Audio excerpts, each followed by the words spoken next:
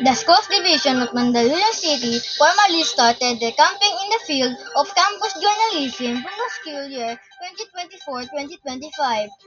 In the first consultative conference of school paper advisors, various activities were presented as the division prepares for the 2025 National Schools Press Conference. Curriculum Implementation Division Chief Supervisor Dr. Ayin G. Mendoza assured the top management full support in the continuous promotion and development of campus journalism in the city of Mandaluyong. Mendoza expressed her great admiration for the school, favored by her dedication and passion in honing students' journalistic writing skills.